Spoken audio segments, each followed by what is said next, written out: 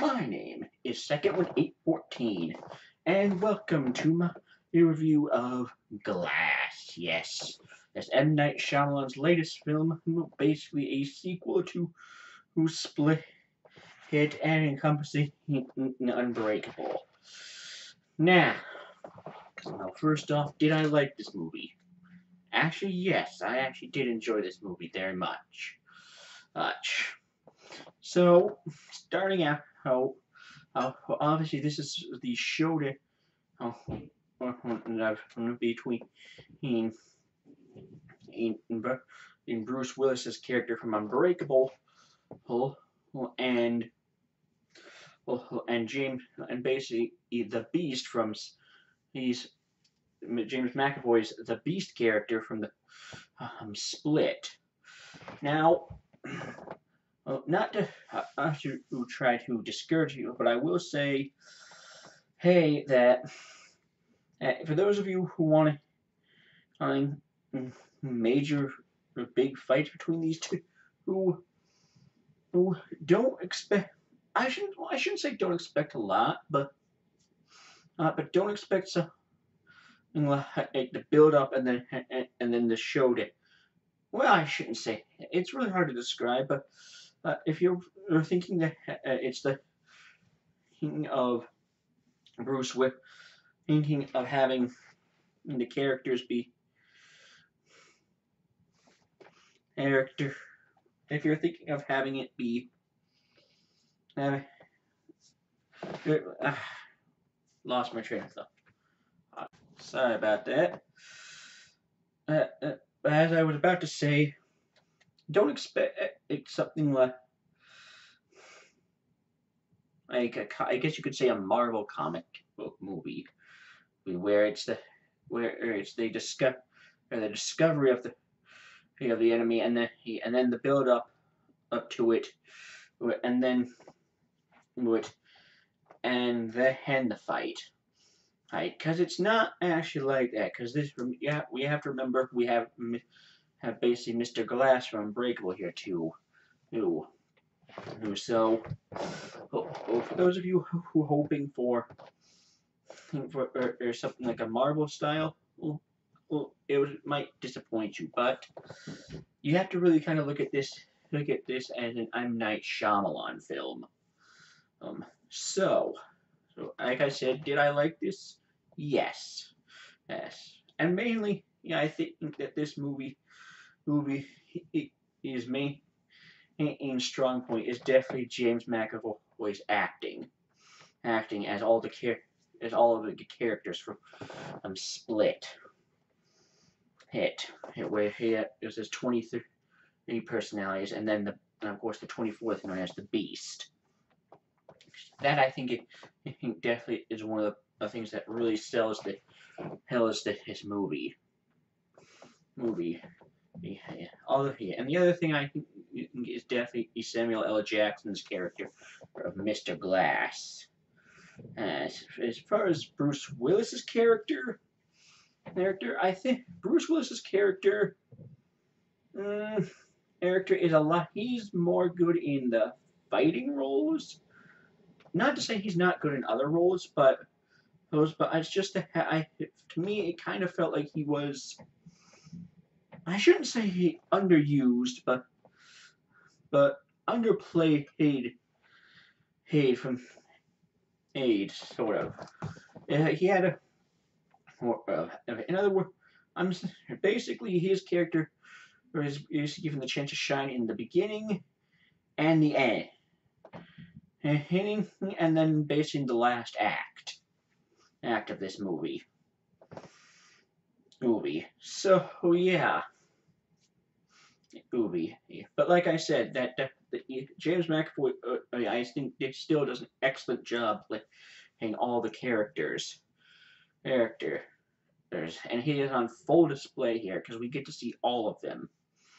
And we see all of them from I think Patricia, who is there? I forget. Hedwig, Dennis, Uh, I am drawing a complete blank on the other ones right now. And of course the Beast. Other than I'm sorry, I'm drawing a complete blank on his other personalities right now. Oh. But anyways, yeah. Yeah.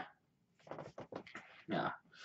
Also, and I think and like I said, the other strong point is Samuel L. Jackson's character of Elijah Price, or Mr. Glass. Because the way even though, yeah, he spends most of his the entire time in a wheelchair, he does an insanely good job here of literally playing the evil mastermind. Mind. Now, as far as that go, now, as far as like I said, Bruce Willis's character goes, I said that he was underplayed because the thing, because I think with Unbreakable, well, because he's meant to be more of a security, he really should. Bruce Willis's character, not to say that he didn't do a good job in the other scenes, but I think he definitely shined best basically in the action parts, like the heavy or such as the fighting parts. I think where his character shines. Hines. I see. Excuse me. Now, well, I also want to say that I think that the dynamic before I explain the dynamic between the three, I also want to say that I think that Sarah Paulson's character, and I am drawing a complete hang on her character's name right. Dr. Ellie Staple, that was her name. Her character, I think, did a wonderful job, basically serving as the major link between the three. Yeah, and I'll go into a little bit more detail on her character in just a bit. But I want to say, that he did enjoy the way that the dynamic between the three characters worked, even if the majority of it was sort of focused on and between James McAvoy's character or characters and Samuel L. Jackson's character for Elijah Price. Now, like I said, the dynamic between the three was played excellent, or I should say perfectly, with Samuel L. Jackson serving basically as the highly intelligent, manipulative mastermind.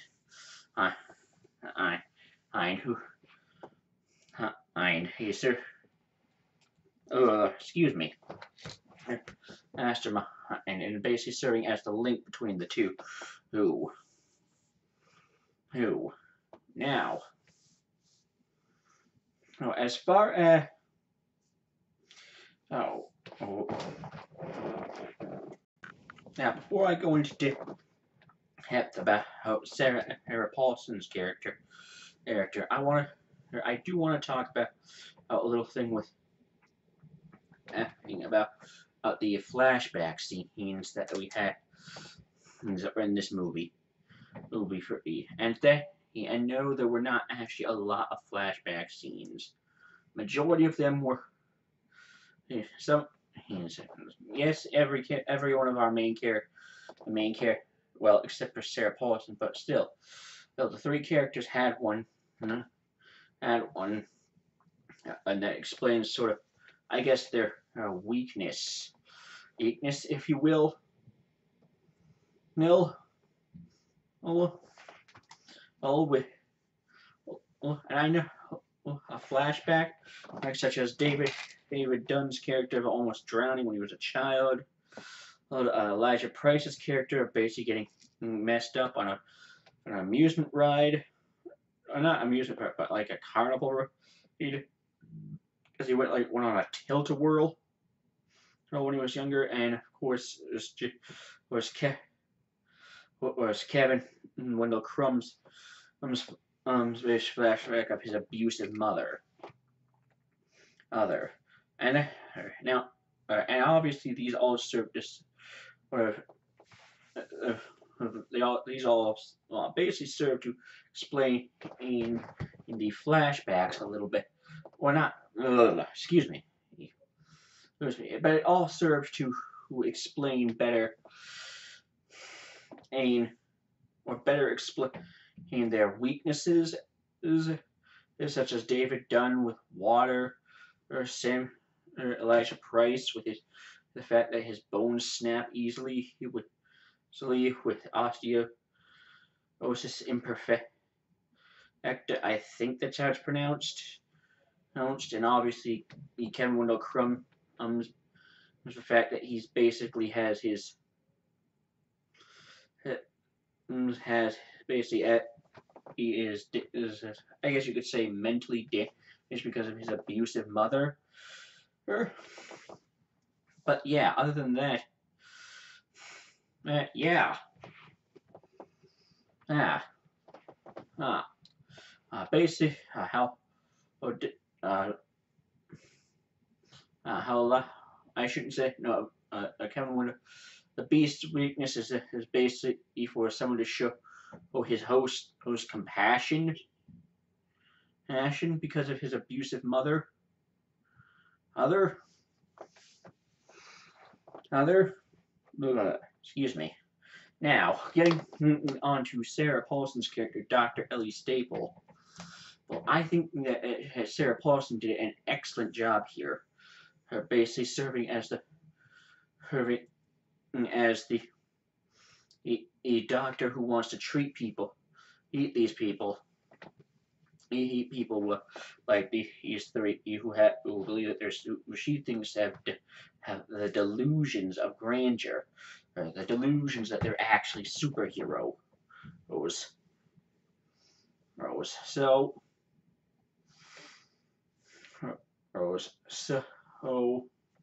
excuse me. And basically her serving as I guess I wouldn't really say. I guess you could call her I wouldn't even say controller, but I guess you could call her more of a I guess an overseer. Or even though that's kind of what David Dunn's character and superhero character is named, but other than that, I guess you could call her. I really don't know what else to call her. Maybe like other than maybe like I don't really want to call her a controller, because that's sort of Elijah Price's job. But I really don't know what else to call her other than an overseer. Now, how she basically has everything set up for these such as and she has basically security measures in place for each of these three individuals, such as all camera as in cameras for Elijah Price, the lights for Kevin Wendell Crumb, and the water thing for David Dunn. And I think that she's and I guess you could call her sort of a. I'm not really sure what you would call her. I don't read comic books, so I'm not really familiar with comic book lingo. So I'm not really sure what you would call her. But anyways, yeah. And I think, and her character, or basically being the doctor that's trying to cure these individuals, I think did a very great job. And I'll get into who's with her at the end and a little later on. just a bit. But I need to talk about. But now I need to talk about the thing that I think a lot of people were anticipating with this anticipating with this movie is basically the fight scenes. It's the showdown between David Dunn's character and the Beast. So, like I said in the beginning, there's not. It's not really like a. It's not really sort of a traditional comic book style, or or or something like a Marvel movie where the hero learns about the character, and then maybe there's this slow build up to it, and then they have a massive showdown. There's actually you fight twice in this movie, movie, movie. Yeah. Excuse me. Movie. Yeah. So the first confrontation they have is actually in the beginning. Basically, in the beginning in this movie, David Dunn and his son, who is now grown up, is now basically they run on a security store or together, and they're basically as the cover for David Dunn's hero character, and they're trying to find out who the creature where the horde is, and I know who that's what basically James McAvoy's character is called, but I know but I've been referring to him as the Beast because that's sort of who David Dunn is in fights. But anyways, so the first one is getting back to the first fight. In the beginning of the movie, they're trying to find it, and so David Dunn basically constantly goes for walks, trying so he can bump into people, so he can see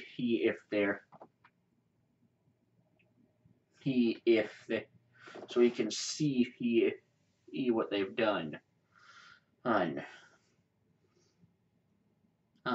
So, and obviously he encounters Hedwig, who is basically out kind of walking around, and he sees that that's the horde, and basically he's holding hostage. It's 4 teenagers, four cheerleaders, I should say. So David Dunn finds the cheerleaders, and they have a showdown in basically an abandoned industrial area, and they fight and it's actually a pretty decent fight, and I'll admit it's not really. I wouldn't say that it's basically great. A huge big Marvel fight, right? But the thing is, I will say this is like I said in the beginning, you can't come at this with the point of view hoping it to be a traditional comic book, a hero versus villain style. You have to come into this movie with the point of view of it being an M. Night Shyamalan movie. You have to come into it with that point of view. But anyway, they have a pretty decent fight, and then there's also and then they basically get found by the authorities, who have also been tracking the overseer, because they basically see him as a vigilante, not they don't see him as an assistant. They see him basically as a vigilante, and they basically get found out with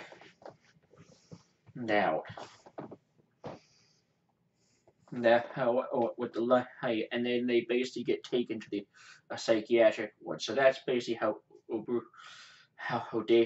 Bruce Willis's character David Dunn ends up in the a mental hospital, for those of you who are wondering. And the second fight is basically in the last uh, act where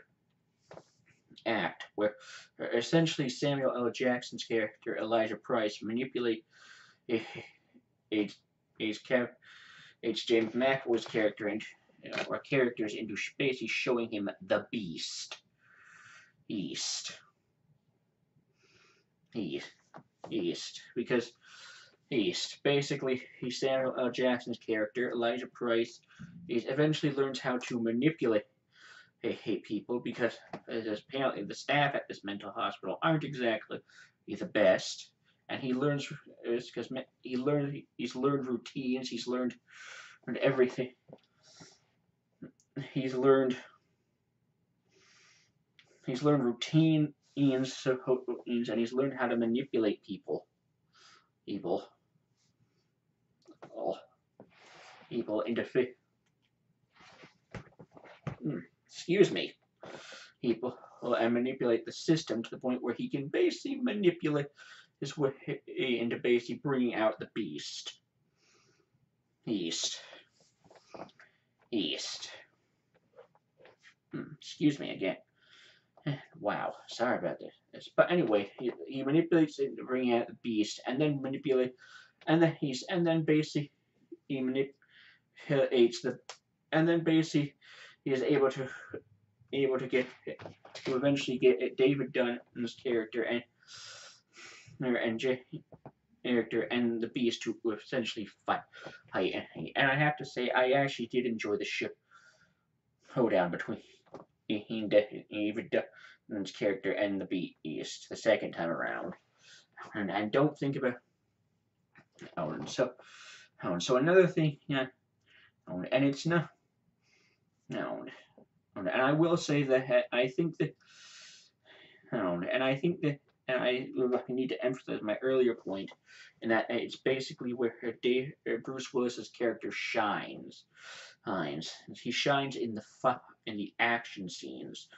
The more quieter scenes, which is essentially the second act of this movie, is more focused between in the dynamic between Samuel L. Jackson's character and James McAvoy's characters. But anyway, so yeah, and I have to say I like the fight because they're basically fighting in front of the university. And there's all security there, but we obviously know that that's not going to do crap. And I have to say I do enjoy the fight. And before I go any more, I have to. This is where I have to go into talk about the side characters, or the supporting characters. There's basically Elijah Price's mother. I'm sorry, I forget her name. Anya Taylor-Joy's character of Casey Cook, and of course David Dunn's son Spencer Dunn, I think his name is. And obviously I think that these characters all definitely serve their own special roles with the connections to their characters. There's David. There's It's David Dunn's son. Basically, he's serving as sort of his assistant in the assistant. I admit, serving as sort of his assistant. Serving as basically the superhero sidekick. Casey Cook basically serving as what is essentially the anchor, the reality anchor for Kevin, and basically it's the character that can bring Kevin in, that's able to bring Kevin into the light, right? And then, right, and of course, this Elijah Price's mother, I guess, kind of serving as the as I guess as the knowledgeable one again about him. And I know that seems weird, but still, yes. And trust me, every one of these characters does serve an important role. Oh, oh, oh, Elijah Price's mother obviously there to be the motherly figure. Spencer Dunn, unlike and of course, like I said, Spencer Dunn, the sidekick, and Casey, the anchor, obviously. But what I think but and I will just say this that throughout the movie, I think one of the lower points for me was was how Spencer Dunn's scenes, and I am so sorry that I forget his actor's name. Him. His scenes were sort of a bother to me. I just, I just thought they were kind of awkward and kind of cringe, if you will. Oh, dog barking. But I thought his scenes were kind of cringe, if you will. Well, because there's at one point where he basically where after his dad has basically been locked up in the psychiatric hospital. Well, he basically he writes like a letter to Doctor or Ellie Staple to try to get his dad out of there, and I just thought it was kind of cringe. Yeah, his scenes were kind of cringy. Now I will say that he does play an important role. Well, like I said, he's the sidekick, but his role in the end is basically to be essentially he is basically, I guess you could say, sort of, I guess if you wanted to compare him to a comic book character, I guess you could say he's sort of like the Oracle in Batman, but that's not really good because that's basic. He's basically like I. He's sort of like what can I say? I get no. I know who to compare him. He's kind of I think like Morgan Freeman's character, or in the Dark Knight, Dark Knight. He's Knight. He's the support role who also does the researcher. Er, and he's er, he's basically the researcher.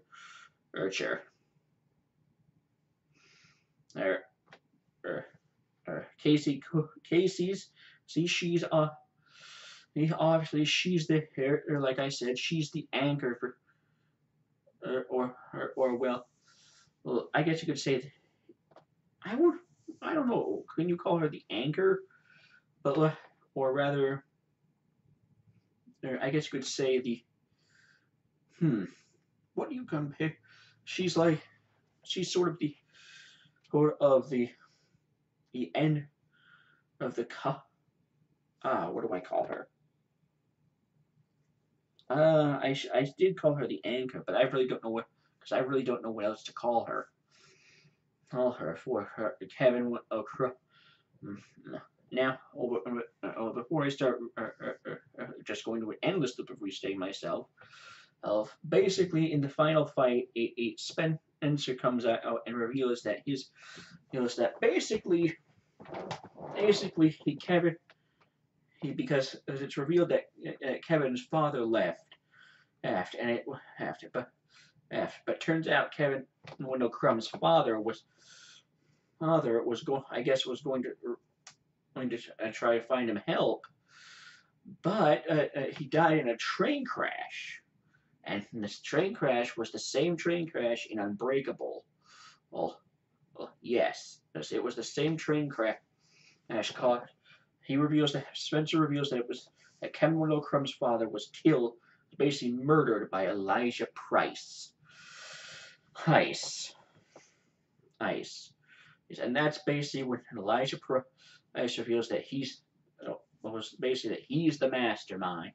He's the mastermind.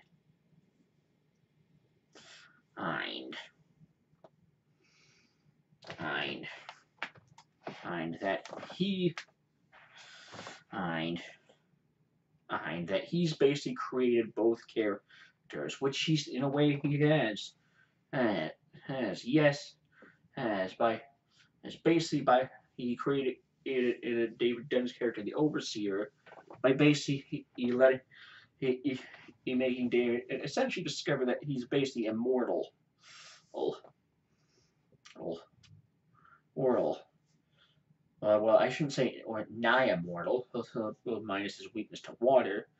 And basically, he did essentially create the beast by essentially killing Kevin's father, and leaving him with his abusive mother, which eventually gave way to all these personalities, and he's left him. I guess you could say almost fractured, or if you will. And now Casey's character, or Casey, she basically serves in the final fight to basically bring Kevin out. But sadly, Kevin does get shot by dead by special forces. But basically, she serves to, I guess you could call, tame the beast. Because the beast basically sees himself as the protector of Kevin. And now, Evan, and I think that, and so yes, the side characters are definitely important here. They all play essential roles. Also, I know one thing that I also, this is sort of a minor bit, but something I found somewhat amusing is that years after her encounter with surviving the beast, Casey actually now works at the zoo, where she was held. Well, kind of an interesting thing. I know, and it's basically revealed by her uniform. And I know it's sort of minor, but I just found that to be an amusing bit. But anyways, getting back to Dr. Sarah Paulson's character, Dr. Ellie Staple. And basically it's revealed that, essentially in the end, with basically a sort of a classic Shyamalan twist, is that basically she is part of this, I guess you could say, this organization of people that are out to stop these comic book characters, to stop these gods among men, and to maintain balance among humanity. And yes, by the way, if you're wondering, all three characters do get killed off, which I thought was a little extreme. I didn't really but this ending does serve to explain it, that basically she's part of this organization that's basically designed to keep them all, to basically eliminate these characters. There's like I said, these gods among men, if you will. But in another classic Shyamalan twist, as it turns out, even though her organization is basically trying to keep their existence a secret, Elijah Price, before the big fight, it was able to get into the computer control room, and essentially he had all the video to stream to a private site, and then in the end, and all three of the related supporting cast, Spencer Dunn, Casey Cook, and Elijah Price's mother, I'm sorry I forget her actual name, meet in I think was supposed to be a train station. This does take place in the city of Philadelphia, so I'm not too keen on that. But then after, they basically get an email with a video of it, video videos of the fight. And basically he broadcast it to the world. And it's after this discovery that basically Dr. Ellie Staple realizes that now the world is going to know that these people exist and that she's ist, and that it basically sets it up, and even it basically sets it up for bringing out more characters like this. Now, however, as far as that goes, I'm not really sure about that. We all have basically this trilogy is all three of these characters in this trilogy are dead now. So Shyamalan would basically sort of have to come up with entirely new characters. And the thing of it is I really don't know. Is these characters? Yeah, sure, they're basically meant to be these comic book villains, but these characters are a lot. I guess you could say grounded in reality. Yeah. Well, I should say grounded in reality when talking about someone like Kevin's character. But still, they're not like these. They're not like aliens who, like some of the DC or Marvel characters who are like aliens or or people or like Captain America who have basically been specially enhanced, or they're people or aliens with superpowers, or something like that. David Dunn's character, yes, he's basically nigh immortal, but still mortal. But and yes, he has super strength, but he's not like this. It's not like but he is human in a way. Hey, he is. Hey, he is a. Hey, he's a character.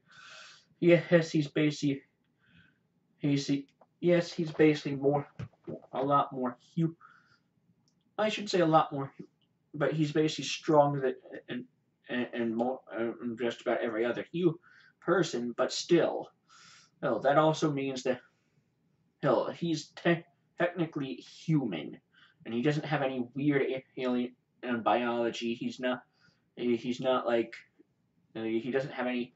He's scientifically, genetically altered biology or anything like that. He is technically human. Yes, to Kevin James McAvoy's character, Kevin. Yes, Yes, I know.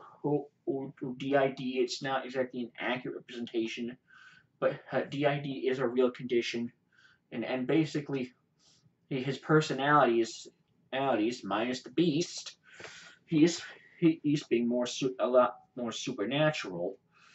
Well, well, well his well,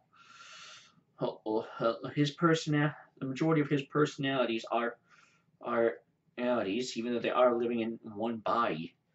All of his personalities, minus the Beast, even though they are living in one body, are essentially still, basically human personalities. Even if they're just even if it is a little weird to have 24 of them. And yes, I know the Beast. He's more supernatural with with his super strength and being able to crawl on walls and ceilings. But still, other than things and basically him being nigh immune, to gunfire. We saw him as we literally saw him get shot point blank range with a shotgun. Hotgun and split hit, but yeah, he's not like this. That's basically all he is. Yes, I know normal humans can't crawl on walls and all that, walls and ceilings, and they're not. It's not typical of a human to literally act like an animal, but unless they have some weird condition. But he's not, uh, but he's not like I shouldn't say he's not a magician, but he's not like the Hulk. He doesn't literally Hulk. His body he technically he doesn't like transform into this 12-foot tall monster or monster or whatever or ever. And of course, Samuel L. Jackson's character Elijah Price is yeah, he's basically the criminal mastermind. He has his mind in work. He has a high. I guess you could say he has a higher mind than most people. And yes, osteoporosis imperfecta is actually a real condition. But getting back to that, because I don't really know. Shyamalan, I think, Hank,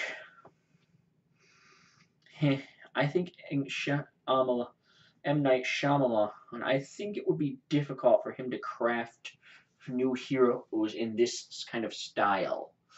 Do I think he could do it? Yes, but the problem I think he would have is doing it well. Well, because the thing is, with Unbreakable and Split, there was literally like I think like a 14-year difference. I think a 14-year difference.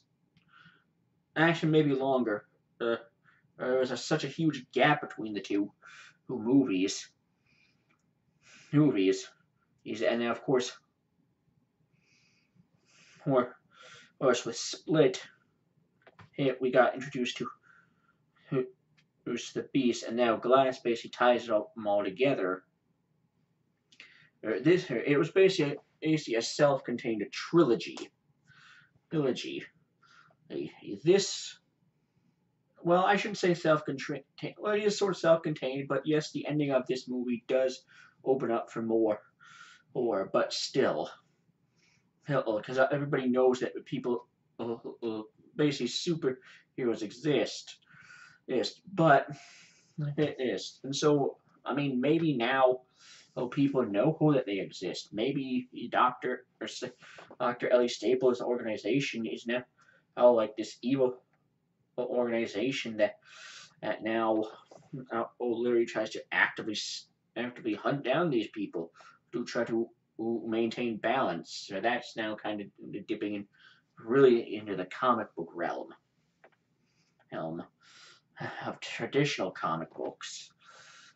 And I think the problem also becomes that like I said, at writing new characters, since all three characters are dead, I think would be a task.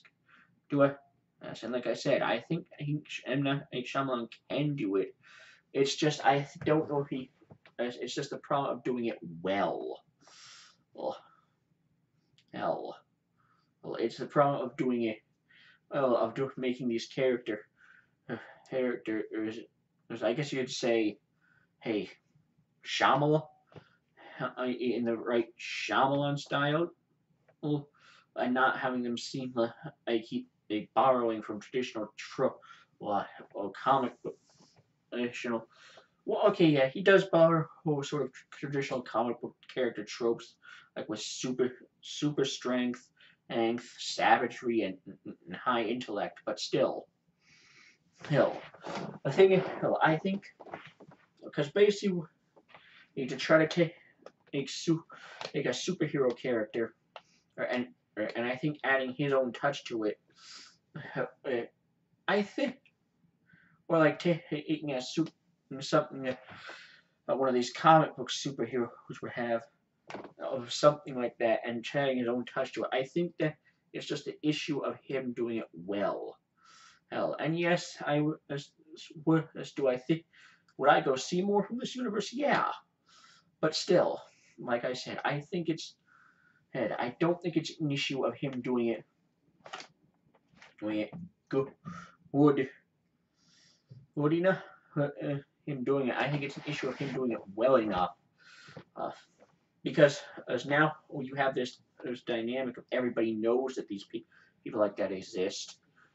Yes, so and then you have to deal with that. Do they just accept it? Are they hated? Hated? Hit are they hate? Are they hated and hunted like outcasts? Do they ask? Do they have these people now? Are they? Can they freely walk among everybody? How do you? How do you? How do you like? They freely walk among us like normal people? Do they have to go, basically, kind of go into hiding like the X-Men? And that's the thing. I just think there's so many different dynamics now that it's kind of hard. Would be kind of hard to deal, hard to sort of, hard for him to sort of deal, balance it out, make the deal with all these dynamics. And like I said, I don't think it's a matter of that or him not being able to do it. I think it's just a matter of him getting it right. Right. Right. I think. Right. But now I'm just reinstating myself. So. Oh yeah. And I will. Now. Also, I don't think. As far as it goes, there's one more thing. And I think it's the fact of the matter is that in this universe, there's the characters of Spencer, Casey, and Elijah's mother. They're so other three. They're kind of they're basically. I mean, yeah, they're supporting cast, but they're important characters in this universe. I honestly don't think you could do other movie. Well, I don't say another movie, but continue this with and just completely write those characters out. No, I still out these characters basically he came up with it. They would have to literally. I still think you would have to try to incorporate these supporting characters in here just into there in some unique way. Also, and if that said, I said with a Shyamalan works with him. Works with the way this universe works. It's basically each of these characters had a vital supporting character.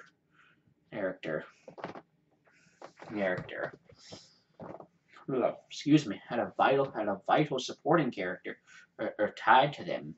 I think you would have to make a you would definitely. I think you would have to make another supporting character, and basically try to explain how these characters are tied to them.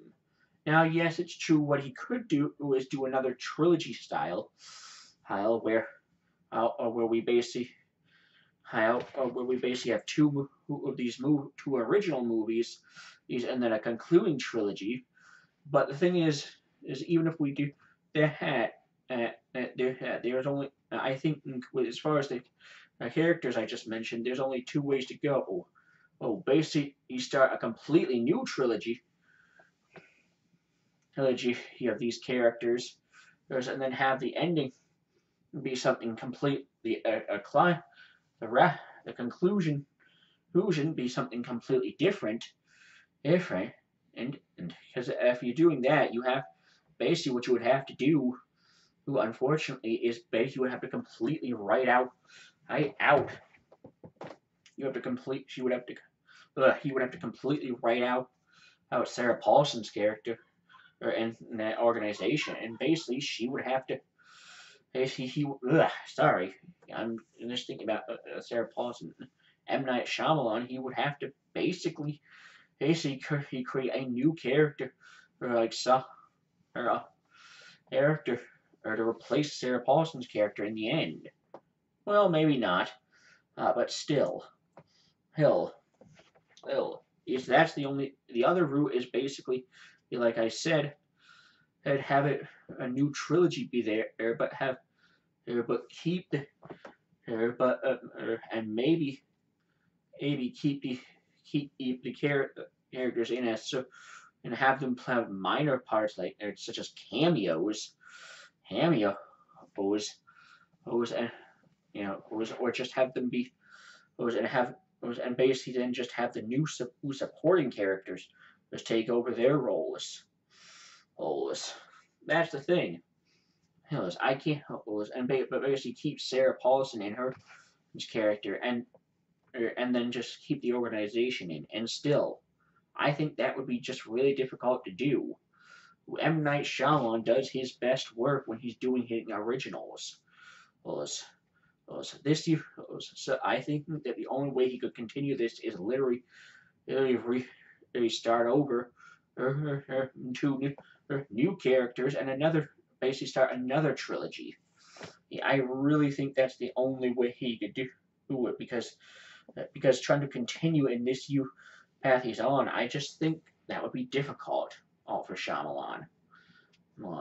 And I'm not saying he couldn't. I'm just saying I think getting Shyamalan getting it right would be difficult. But now I'm just repeating myself over and over. So, with that being said, I think it's time for the final rating because I've gone on long enough about this movie. But the final rating for this one is an 8 out of 10. And I kind of want to give it a 9 or a 10, but the problem is Spencer Dunn's scenes was just kind of and all of his scenes just kind of turned me off. Casey's scenes were okay, but Spencer's scenes just turned me off. And the ending I think was just a little too drawn out. Oh yeah, and it's a classic Shyamalan twist ending, but still, no, I think it was just a little too drawn out. Oops, and that's what brings it down for me. But yeah, 8 out of 10. And would I recommend going to see this movie? Absolutely. If you liked Unbreakable, if you liked Split, you would definitely like this movie. All three characters are great. Hey, just remember, do not go into this movie with the mindset and expectations of a traditional comic book movie such as DC or Marvel. You have to go into this movie with a mindset of it being an M. Night Shyamalan movie. And well, there you have it. Glass, 8 out of 10. Go see it with the mindset of it being an M. Night Shyamalan movie. And well, that about wraps up for this video. My name is Second Wind 814. Thank you so much for watching. May the wind always be at your back. See you next time.